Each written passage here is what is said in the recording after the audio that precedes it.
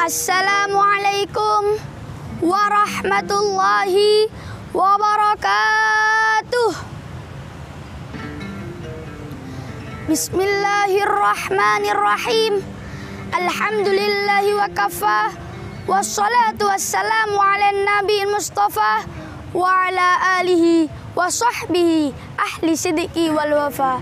Amma ba'du. Para pemirsa dan sahabat-sahabatku yang dirahmati Allah, sebagai insan yang beriman dan bertakwa, marilah kita panjatkan puji dan syukur kehadirat Allah Subhanahu wa taala. Biqaulina alhamdulillahi rabbil alamin. Zat yang maha pengasih, tak pilih kasih.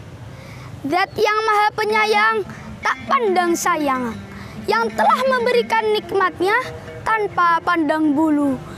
Semua orang diberikan nikmat oleh Allah Subhanahu wa taala. Tidak peduli dia pejabat maupun rakyat, dari tukang sate sampai Pak RT, dari penjual angsle sampai Pak RW, dari pemungut sampah sampai Pak Lurah, dari penjual tomat sampai Pak Camat, dari tukang patri sampai Pak Bupati, dari penjual bubur sampai Pak Gubernur, dari mulai tingkat pengamen sampai tingkat presiden, semuanya diberikan nikmat oleh Allah. Nikmat yang diberikan Allah kepada kita sampai-sampai tidak terhitung jumlah dan bilangannya. Allah Subhanahu wa taala berfirman dalam surat An-Nahl ayat 18. A'udzu billahi minasyaitonir rajim. Bismillahirrahmanirrahim. Wa in ta'uddu ni'matallahi la tuhsuha. Innallaha laghafurur rahim. Shadaqallahul azim.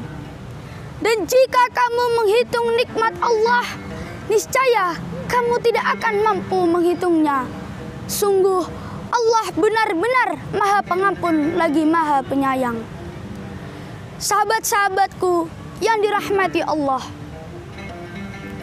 salawat ma'assalam senantiasa tercurahkan kepada seorang tokoh revolusioner yang merupakan the first and the best man, seorang pemimpin yang tidak bergaji, seorang direktur yang tidak berdasi, seorang guru tanpa sertifikasi, seorang pejabat tanpa remunerasi. Beliau adalah sang kekasih Allah, berpangkat Rasulullah, bertitel Habibullah, putra Abdullah buah hati Aminah. Tak lain dan tak bukan Nabiyina Muhammad sallallahu alaihi wasallam. Para pemirsa yang dirahmati oleh Allah, bila kita bicara tentang membangun generasi, maka kita ingat firman Allah dalam Al-Quranul Karim, surah An-Nisa ayat 9. A'udzu billahi minasyaitonir rajim. Bismillahirrahmanirrahim. Wal yakhshal ladzina law taraku min khalfihim dzurriyyatan dhi'afan khafu 'alaihim falyattaqullaha wal yaqulu qawlan sadida. Shadaqallahul azim. Dan hendaklah takut kepada Allah orang-orang yang seandainya meninggalkan di belakang mereka anak-anak yang lemah, yang mereka khawatir terhadap kesejahteraan mereka. Oleh sebab itu, hendaklah kita bertakwa kepada Allah dan hendaklah kita mengucapkan perkataan yang benar. Menurut Imam Jalaluddin As-Sayuti, ayat ini memberi perintah kepada para pemimpin bangsa, orang tua, jangan sampai meninggalkan yang iman dan fisiknya lemah, otaknya payah, serta akhlaknya sayyi'ah. Hal ini senada dari ungkapan Bapak Profesor Dr. Insinyur Haji B.J. Habibie. Beliau pernah mengatakan, setidaknya ada 5 kelemahan yang harus dihindari oleh para generasi muda kita. Pertama, lemah harta. Kedua, lemah fisik. Ketiga, lemah ilmu. keempat lemah semangat hidup, dan yang kelima lemah akhlak. Oleh karena itu, ingatlah wahai saudaraku, inna fi yadi subbani amral ummah wa fi aqdamihim hayataha. Sesungguhnya di tangan pemudalah nasib suatu bangsa, wa fi aqdamihim hayataha, dan terletak pada derap kaki mereka lah hidupnya suatu bangsa. Hal ini mengandung pengertian bahwa jika pemuda-pemudinya sehat, negara akan kuat. Jika pemuda-pemudinya berilmu, negara akan maju. Jika pemuda-pemudinya beriman, negara akan aman. Dan jika pemuda-pemudinya bertakwa, insya Allah negara akan jaya. Hal ini juga dijelaskan oleh Rasulullah SAW dalam sabdanya yang artinya, sesungguhnya mukmin yang kuat itu lebih baik dan lebih dicintai daripada mukmin yang lemah. Dalam segalanya ia lebih baik. Hadis riwayat Muslim. Sahabat-sahabatku yang dirahmati oleh Allah, dalam rangka membangun generasi Qurani untuk kejayaan bangsa Indonesia, tidak ada jalan lain kecuali mengembalikan umat Islam kepada pedoman hidupnya, yakni Al-Quranul Karim. Upaya ini harus kita galakkan dan terus kita lakukan kepada seluruh umat Islam, terutama generasi muda, untuk menjadi generasi Qurani.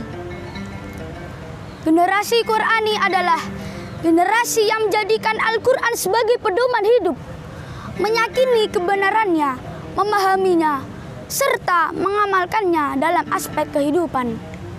Rasulullah SAW berhasil mencetak sebuah umat yang kuat akidahnya, benar ibadahnya, bagus akhlaknya, serta tinggi peradabannya hanya dengan Al-Quran.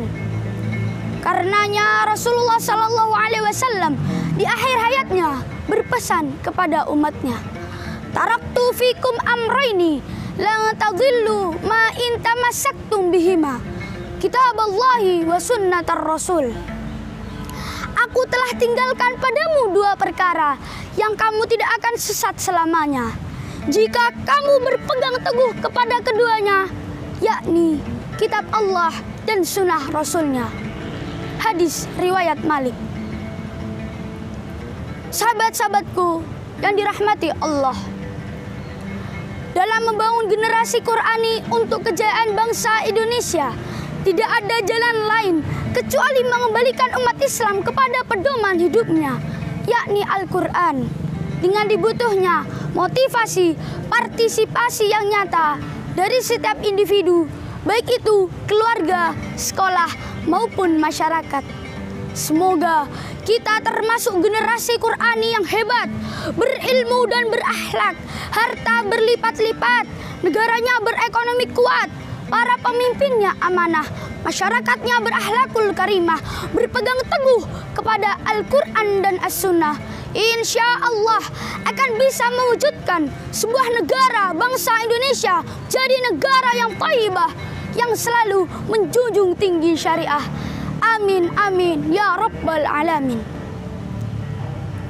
Para pemirsa yang dirahmati oleh Allah, demikian yang dapat saya sampaikan. Semoga bermanfaat untuk kita semua, dan kurang lebihnya mohon maaf yang sebesar-besarnya. Wallahu a'lam. Ihdinas siratal mustaqim. Wa akhiran undur maqalah wala tandur man qala. Wallahul muwaffiq ila aqwamit thariq. Wassalamu alaikum warahmatullahi wabarakatuh.